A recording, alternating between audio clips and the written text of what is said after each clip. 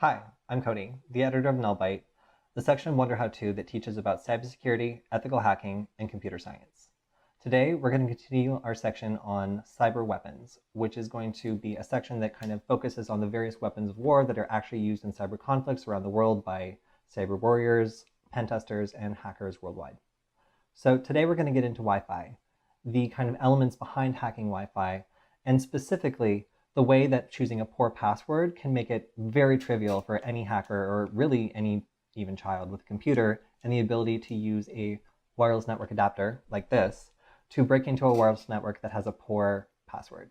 So normally sitting behind a computer and attempting to guess the password would be a pretty inefficient way of trying to break in. But there's a flaw in the way that Wi-Fi has to communicate in order to establish a secure connection that actually makes it fairly easy to break in.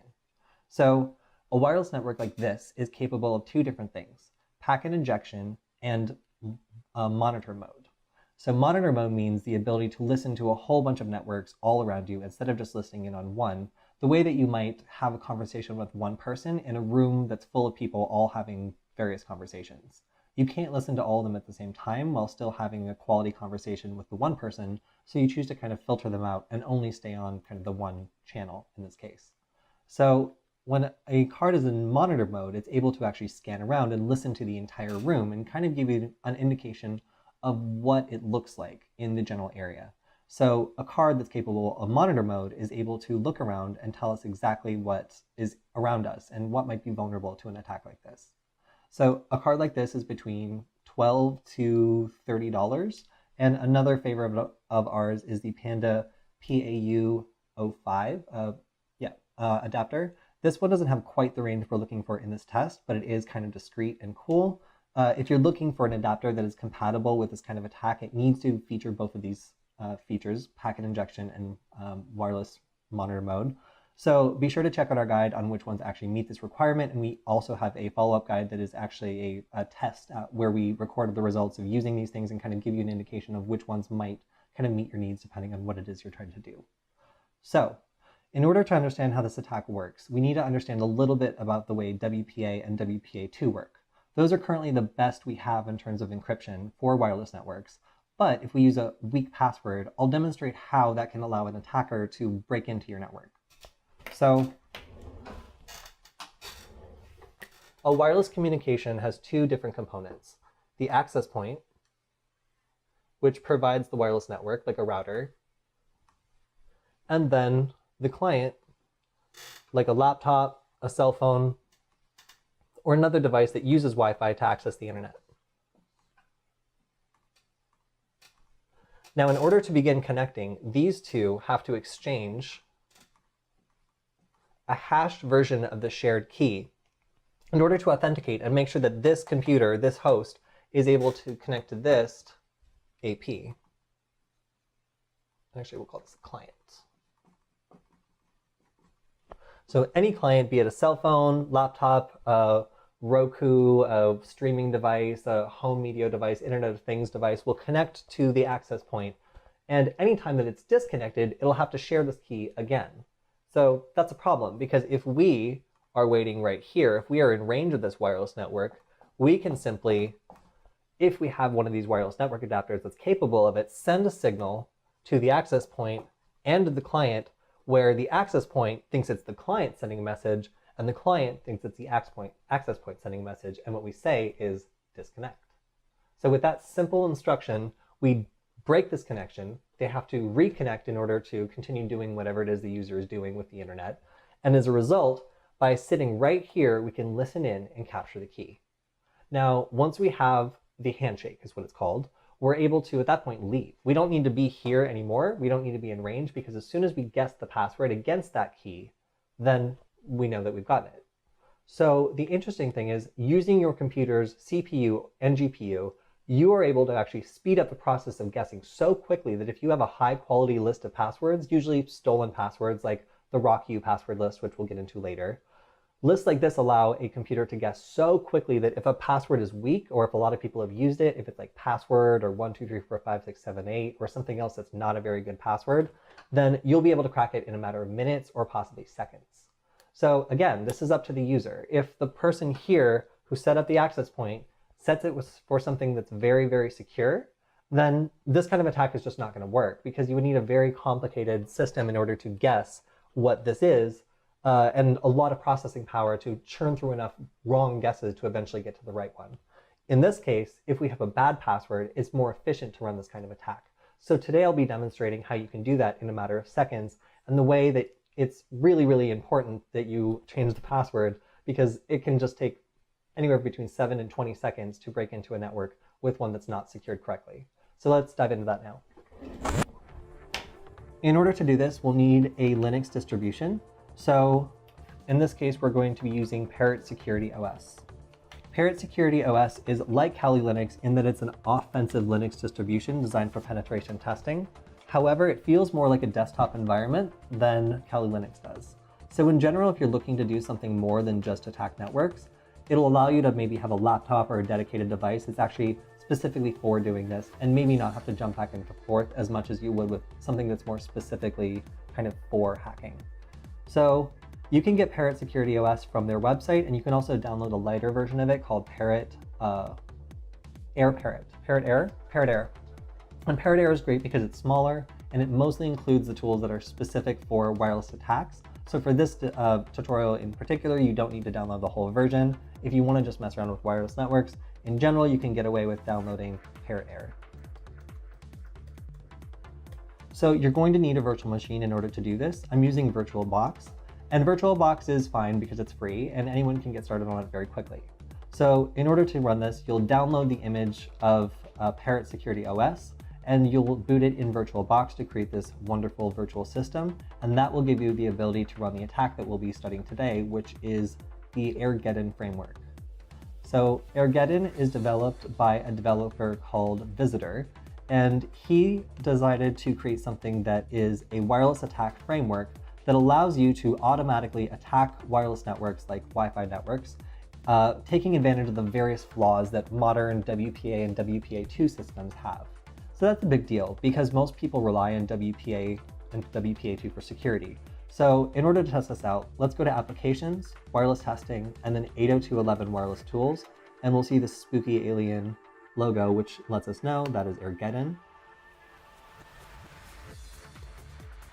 And as it runs, we'll see this scary, spooky spaceship by Visitor.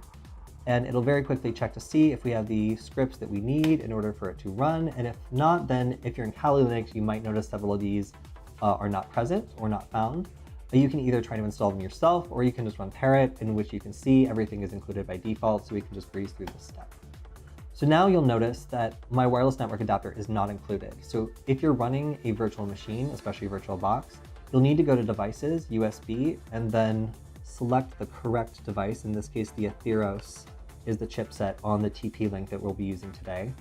And since it doesn't appear now, we'll just press enter, it'll rescan, and boom, we have number 2, WLAN 2. So after we select that, we'll need to put this into monitor mode, which is option 2, and that'll give us the ability to scan for targets. So as soon as this is in monitor mode, we're going to scan the immediate area and come up with a list of targets for us to attack based on which ones actually have people connected to the network. So this falls under option number 5, which is Handshake Tools menu. And we will put the, actually no, we already did monitor mode, so we'll go to Explore for Targets, which is option 4, which will open a window and give us a list of all the available wireless networks in the area. So we should pay particular attention to the data column, because that will be where we see people actually using these networks. It'll be evidence of people downloading stuff or streaming things, and that'll mean that there's somebody attached to the network, and this is a good network for us to attack. And we should leave this running in general for about 20 to 30 seconds in order to generate a good representation of what's in the area, and also so we don't miss anything that might be broadcasting packets a little bit less frequently.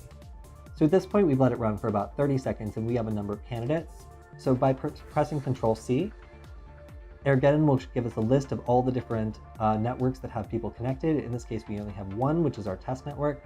So we'll select option 3 to take all the information from it and put it into our attack formula.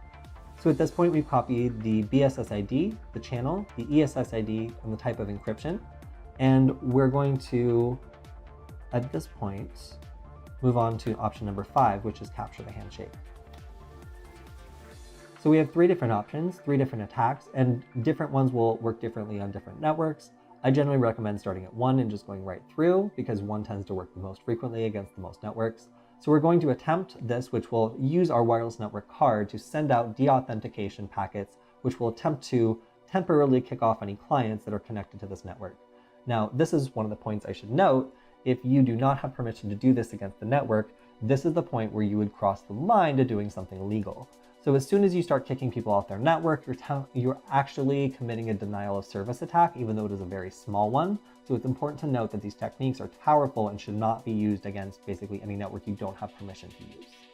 So with permission to use this network, we will select option 1. And by pressing enter, you'll see an attack window open on the left side, and we'll look for a WPA handshake. Boom, right there. So that took us 6 seconds.